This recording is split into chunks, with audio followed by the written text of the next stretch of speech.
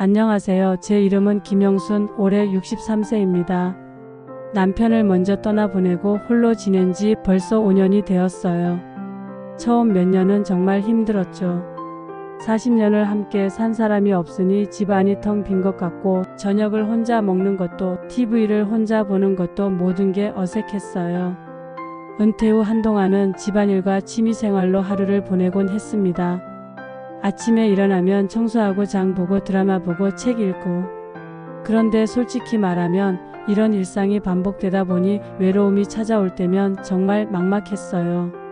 딸이 가끔 와서 엄마 좀 나가세요. 집에만 있으면 답답하죠라고 하는데 막상 나갈 곳도 마땅치 않고 제 나이에 어디를 가겠어요? 친구들은 대부분 손자 돌보기로 바쁘거나 아니면 저처럼 집에만 있거나. 그러던 어느 날 딸이 진짜 작정을 한 모양이에요. 엄마, 제가 등록해 드렸어요. 하면서 도서관 프로그램 안내문을 들이미는 거예요. 동네 도서관에서 진행하는 시니어 문화 프로그램이라고 하더라고요. 이런 거 굳이? 제가 망설이니까 엄마 한 번만 가보세요. 재미없으면 그만두시면 되잖아요. 그런데 혹시 알아요? 좋은 분들 만날지도. 딸이 이렇게 말하는데 그 좋은 분들이라는 말이 왜 이렇게 의미심장하게 들리던지. 첫 모임날 정말 떨렸어요. 무슨 옷을 입고 가야 하나, 사람들이 저를 어떻게 볼까. 63년을 살았는데도 새로운 사람들을 만난다는 게 이렇게 긴장되더라고요. 결국 무난한 베이지색 블라우스에 검은색 치마를 입고 갔어요. 도서관 2층 회의실에 들어서니 이미 10명 정도가 앉아 계시더라고요. 모두 저와 비슷한 연령대의 분들이었어요. 괜히 어색해서 뒤쪽 구석자리에 앉았는데 그때 한 남성분이 제 옆에 앉으시더라고요. 첫인상이 참 좋았어요. 깔끔하게 차려입으셨는데 과하지 않고 머리가 반백이긴 했지만 단정하게 빗어 넘기셨고 무엇보다 미소가 참 따뜻했어요. 나중에 알게 된 이름이 박정호 65세셨어요. 안녕하세요. 처음 뵙겠습니다. 정중하게 인사를 하시더니 작은 보온병에서 따뜻한 차를 따라서 종이컵에 주시는 거예요. 더운 날씨에 고생 많으시죠? 이거라도 드시고 기운 내세요. 그냥 평범한 인사와 배려였는데 어머나 가슴이 왜 이렇게 두근거리는 거예요? 63년을 살면서 이런 느낌을 다시 느낄 줄이야. 얼굴이 빨개져서 고맙습니다 하고 작은 목소리로 대답했어요. 프로그램은 책을 읽고 서로 감상을 나누는 독서 토론이었는데 첫 시간이라 자기소개를 하더라고요. 박정호 씨는 은행에서 오랫동안 일하시다 퇴직하셨고 부인을 3년 전에 먼저 떠나보내셨다고 하시더라고요. 제 상황과 비슷해서 괜히 친근감이 들었어요. 첫 몇 주는 서로 말도 많이 나누지 않았습니다. 그저 안녕하세요. 오늘도 더우네요. 책은 재미있게 읽으셨어요? 이 정도의 인사만 나눴어요. 그런데 신기한 건 자리는 항상 제 옆에 앉으시더라고요. 처음엔 우연인가 했는데 몇 번 반복되니까 혹시 하는 생각이 들기 시작했어요. 전환점이 된 순간이 있었어요. 모임 3주차에 각자 좋아하는 책을 소개하는 시간이 있었거든요. 저는 평소 좋아하던 연가 시집을 들고 나왔어요. 젊었을 때부터 좋아했던 시집인데 나이가 들수록 더 깊이 와 닿더라고요. 그런데 제가 시집 제목을 말하자마자 박정호 씨가 갑자기 눈이 커지면서 저도 그 시집 가지고 있어요. 라고 하시는 거예요. 그리고는 가방에서 똑같은 시집을 꺼내시는 거예요. 정말요? 어떤 시를 제일 좋아하세요? 제가 물어보니까 그리운 것들은 다 어디로 갔을까 그 구절을 특히 좋아해요. 가끔 혼자 중얼거리기도 해요. 세상에, 저도 그 구절을 제일 좋아했거든요. 그 순간 뭔가 운명 같은 걸 느꼈어요. 이런 우연이 있을까 싶어서요. 그때부터였어요. 우리가 생각보다 비슷한 취향을 가지고 있다는 걸 알게 된 건 클래식 음악을 좋아하시고 옛날 영화도 즐겨보시고 등산도 좋아하시더라고요. 저랑 똑같았어요. 영순 씨는 어떤 음악을 좋아하세요? 저는 베토벤을 좋아해요. 특히 월광이요. 저도 그 곡 좋아해요. 집에 CD도 있어요. 이런 대화가 오가면서 자연스럽게 가까워졌어요. 모임 후에 조금씩 더 대화를 나누게 되고 서로의 취미와 관심사, 과거 이야기를 조금씩 공유하게 되었죠. 그런데 정말 잊을 수 없는 순간이 있었어요. 어느 목요일 모임이 끝나고 집으로 돌아가는데 갑자기 소나기가 쏟아지기 시작한 거예요. 요즘 날씨가 어찌나 변덕스러운지 맑다가도 갑자기 비가 와요. 저는 그날 우산을 안 가져갔거든요. 도서관 처마 밑에서 비를 피하고 있는데 다른 분들은 우산 있으신 분끼리 함께 가시고 혼자 남겨진 기분이더라고요. 택시라도 불러야 하나 하고 핸드폰을 꺼내려는데 멀리서 박정호 씨가 우산을 들고 뛰어오시는 게 보이는 거예요. 65세 나이에 빗속을 뛰어오시는 모습이 어머나 정말 젊은 사람 같더라고요. 마치 영화의 한 장면 같았어요. 영순 씨, 우산 함께 쓰시죠. 하시면서 헐떡헐떡 숨을 고르시는 모습이 너무 고마웠어요. 어머, 괜찮으셨어요? 뛰어오시면서 괜찮아요, 괜찮아요. 이런 비에 혼자 계시면 안 되죠. 우산을 함께 쓰고 버스 정류장까지 걸어가는데 우산이 그리 크지 않다 보니 어깨가 자꾸 닿더라고요. 그때마다 심장이 쿵쿵거렸어요. 이런 기분이 정말 오랜만이었어요. 저희 뭐 고등학생도 아닌데 이렇게 두근거리네요. 제가 웃으면서 말했더니 그러게요. 저도 그래요. 이런 기분 언제 이후인지. 박정호 씨도 웃으시더라고요. 버스에서도 계속 이야기를 나눴어요. 서로 어느 정류장에서 내리는지, 집은 어디쯤에 사는지. 신기하게도 박정호 씨 집이 저희 집에서 걸어서 10분 거리더라고요. 이것도 인연인가 보네요. 박정호 씨가 말씀하시는데 정말 그런 것 같았어요. 그 후로 우리의 만남은 점점 자연스러워졌습니다. 모임이 있는 날에는 30분 일찍 나와서 도서관 1층 카페에서 커피를 마시고 모임 후에는 도서관 주변 작은 공원을 산책하는 게 일상이 되었어요. 어느 날은 박정호 씨가 영순 씨, 이 책 한번 읽어보세요 라며 아프니까 청춘이다를 건네주시더라고요. 이 나이에 무슨 청춘이에요? 제가 웃으며 말했더니 나이는 숫자일 뿐이에요. 마음이 청춘이면 되는 거죠라고 말씀하시는 거예요. 그 말이 참 인상 깊었어요. 정말 그렇더라고요. 요즘 제 마음이 이렇게 설레고 누군가를 기다리는 즐거움이 있으니까 마음만큼은 정말 청춘 같았어요. 그런데 문제가 하나 생겼어요. 집에서 가족들이 눈치채기 시작한 거예요. 특히 딸이 엄마, 요즘 화장품도 새로 사시고 옷도 예쁜 걸로 골라 입으시고 무슨 좋은 일 있으세요? 하고 물어보는 거예요. 처음엔 그냥 도서관 프로그램 다니니까 사람들도 만나고 해서라고 얼버무렸는데 딸이 워낙 눈이 밝아서 계속 수상하다는 표정을 짓더라고요. 게다가 손자까지 할머니 요즘 웃는 일이 많아졌어요. 하고 거들어서 결국 한 달쯤 후에 딸에게 털어놓았어요. 도서관 프로그램에서 만난 분이 계시다고 참 좋은 분이시라고. 엄마? 혹시 그분 남자분이세요? 딸이 조심스럽게 묻더라고요. 제가 얼굴이 빨개지면서 나이는 65세고 은행에서 일하셨어 하고 말했더니 딸이 갑자기 손뼉을 치면서 엄마, 정말 좋으시네요. 그래서 요즘 그렇게 예뻐 보이셨구나. 딸의 반응이 생각보다 좋아서 안심이 되었어요. 엄마도 행복하실 자격 있어요. 아빠도 엄마가 혼자 외롭게 지내는 거 원하지 않으실 거예요. 딸이 이렇게 말해주니까 마음이 한결 편해지더라고요. 심지어 손자는 할머니, 그 할아버지 언제 소개시켜 주실 거예요? 저도 만나보고 싶어요. 하고 말하는 바람에 정말 얼굴이 빨개져서 아직 그런 단계는 아니야 하고 얼버무렸어요. 그러던 어느 날 박정호 씨가 특별한 제안을 하셨어요. 영순 씨, 이번 주말에 시간 되시면 한강공원에서 클래식 공연이 있다고 해요. 함께 가보실래요? 그 순간 가슴이 쿵 떨어지는 느낌이었어요. 이게 데이트 신청인가요? 63년을 살면서 이런 떨림을 다시 느낄 줄이야. 좋아요, 가보죠 하고 대답했는데 목소리가 떨리더라고요. 집에 와서 옷장 앞에 서니까 정말 고민이 되는 거예요. 뭘 입고 가야 하지? 파란색 블라우스가 좋을까? 베이지색 원피스가 좋을까? 거울 앞에서 이것저것 갈아입어 보면서 내가 지금 뭘 하고 있는 거지? 싶었어요. 결국 딸에게 전화해서 혹시 시간 있으면 잠시 와줄래? 엄마가 옷 좀 골라달라고 해볼게 했더니 딸이 엄마 드디어 데이트세요? 하면서 웃으면서 와주더라고요. 딸이 와서 이것저것 봐주면서 엄마 이 연보라색 원피스가 어때요? 엄마 피부톤에 잘 어울려요. 하고 골라주더라고요.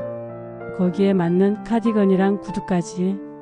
정말 오랜만에 제대로 꾸민 기분이었어요. 엄마 완전 20년은 젊어 보여요. 딸이 이렇게 말해주니까 정말 기분이 좋더라고요. 거울을 보니까 정말 오랜만에 제 얼굴에 생기가 돌고 있더라고요. 드디어 토요일이 왔어요.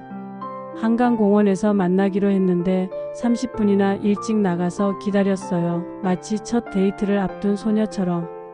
아니 정말로 첫 데이트였죠. 남편 이후로는.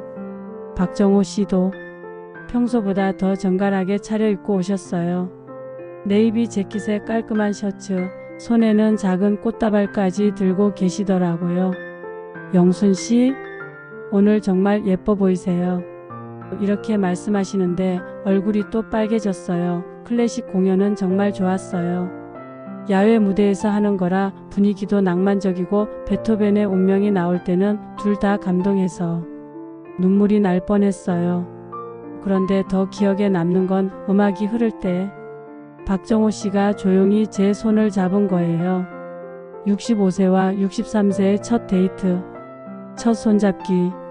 생각해보면 웃기기도 하지만 그때의 떨림은 진짜였어요. 심장이 너무 빨리 뛰어서 혹시 박정호 씨가 들을까봐 걱정될 정도였어요. 공연이 끝나고 한강을 따라 산책하면서 많은 이야기를 나눴어요. 서로의 젊은 시절 이야기, 가족 이야기, 앞으로의 꿈. 박정호 씨는 젊었을 때는 일에만 매달려서 정작 중요한 걸 놓쳤던 것 같아요. 이제라도 의미 있는 시간을 보내고 싶어요라고 하시더라고요. 저도 그래요. 남편을 떠나보내고 나서야 혼자만의 시간이 얼마나 소중한지 알게 되었어요. 그런데 이제는 혼자가 아니라 함께할 사람이 있다는 게 참 고맙네요 라고 말했어요. 그 후로도 우리의 만남은 계속되었습니다. 주말마다 만나서 박물관도 가고 등산도 하고 때로는 그냥 동네 카페에 앉아서 커피 마시며 이야기를 나누기도 했어요. 박정호 씨는 요리를 잘 하셔서 가끔 직접 만든 반찬을 가져다 주시기도 하고 저는 그가 좋아하는 호두파이를 구워서 드리기도 했어요. 어느 날 박정호 씨가 말씀하셨어요. 영순 씨, 우리 나이에 이런 감정을 느낀다는 게 신기해요. 젊었을 때와는 또 다른 설렘이네요. 정말 그랬어요. 20대의 사랑과는 달랐어요. 더 깊고 더 진중하면서도 따뜻했어요. 3개월쯤 지났을 때 서로에 대해 더 많이 알게 되었어요. 박정호 씨도 저처럼 배우자를 먼저 떠나보낸 경험이 있어서 그 외로움과 아픔을 서로 이해할 수 있었어요. 그리고 무엇보다 서로를 배려하고 존중하는 마음이 있었죠. 가족들에게도 조금씩 소개를 했어요. 먼저 딸에게 박정호 씨 사진을 보여드렸더니 어머, 정말 좋아 보이시는 분이네요. 인상도 좋으시고 하면서 좋아하더라고요. 손자는 할머니, 그 할아버지 정말 좋은 분이세요? 할머니를 잘해드려요? 하고 물어봐서 웃었어요. 5개월쯤 되었을 때 박정호 씨가 영순 씨, 저희 아들한테도 영순 씨 이야기를 했어요. 한번 만나보자고 하는데 어때요? 라고 하시더라고요. 드디어 가족 소개 단계까지 온 거죠. 첫 만남은 조금 어색했어요. 박정호 씨 아들분이 40대 중반 정도 되어 보이는데 처음엔 어머니 뻘 되는 저를 어떻게 대해야 할지 모르시는 것 같더라고요. 하지만 이야기를 나누다 보니 아버지가 요즘 정말 밝아지셔서 뭔가 했더니 여사님을 만나서 그렇구나 싶었어요. 라고 말씀해 주시더라고요. 제 딸과 박정호 씨 아들이 만났을 때는 정말 재미있었어요. 둘 다 부모님들 걱정하면서도 한편으로는 기뻐하는 마음이 같더라고요. 우리 엄마가 이렇게 예뻐 보인 게 언제인지 모르겠어요 라고 제 딸이 말하니까 저희 아버지도 요즘 완전히 달라지셨어요. 옷도 예쁜 걸로 입으시고 항상 웃으시고 라고 박정호 씨 아들이 대답하더라고요. 6개월쯤 지났을 때 두 집안이 함께 만나는 자리를 가졌어요. 처음엔 어색했지만 곧 화기애애한 분위기가 되었어요. 손자는 박정호 씨를 금세 따르더라고요. 할아버지, 할머니랑 언제 결혼하실 거예요? 하고 천진난만하게 물어봐서 온 식당이 웃음바다가 되었어요. 그런데 정말 웃긴 일도 많았어요. 어느 날 박정호 씨랑 영화를 보러 갔는데 표를 끊으려고 하니까 직원이 실버 요금 적용되시죠? 라고 물어보는 거예요. 그때 우리가 실버 커플이구나 싶어서 둘 다 웃었어요. 또 어느 날은 커피숍에서 젊은 커플이 저희를 보고 저 할머니 할아버지 정말 달콤해 보이세요 라고 수근거리는 소리를 들었어요. 처음엔 부끄러웠는데 생각해보니까 기분 좋더라고요. 우리도 달콤해 보이는구나 싶어서요. 재미있는 건 박정호 씨도 저만큼 설레하시더라고요. 어느 날 영순 씨, 고백할 게 있어요. 사실 처음 만났을 때부터 마음에 들었어요. 라고 하시더라고요. 그래서 매번 옆자리에 앉으셨구나. 제가 웃으면서 말했어요. 그리고 또 고백할 게 있는데 저도 그 시집 원래 안 가지고 있었어요. 영순 씨가 좋아한다고 하셔서 그날 바로 서점에 가서 샀어요. 이 말을 들었을 때는 정말 깜짝 놀랐어요. 그렇게까지 해주셨다니. 8개월쯤 지났을 때 박정호 씨가 진지하게 말씀하시더라고요. 영순 씨, 우리 이제 더 가까워져도 될까요? 저는 영순 씨와 함께 남은 인생을 보내고 싶어요.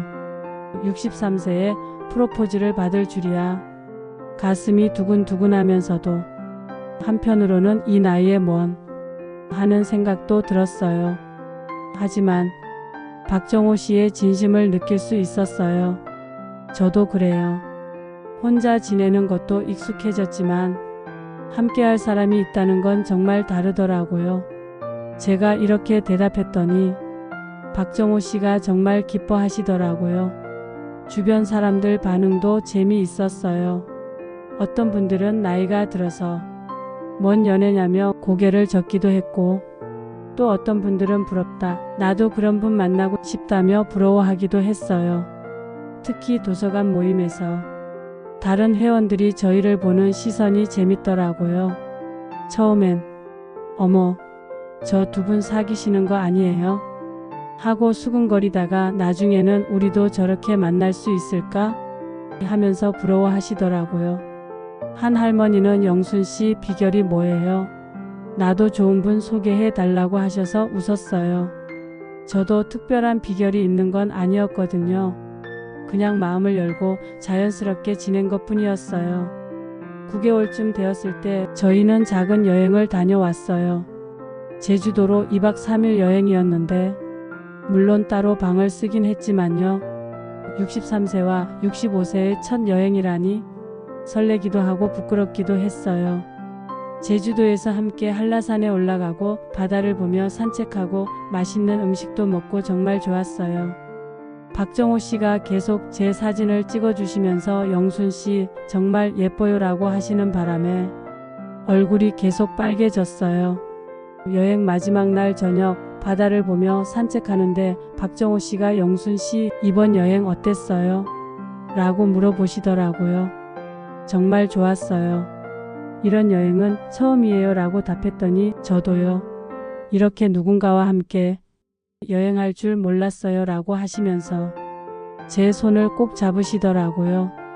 돌아와서 가족들에게 여행 사진을 보여주니까 딸이 엄마 정말 행복해 보여요. 사진에서 빛이 나요 라고 하더라고요.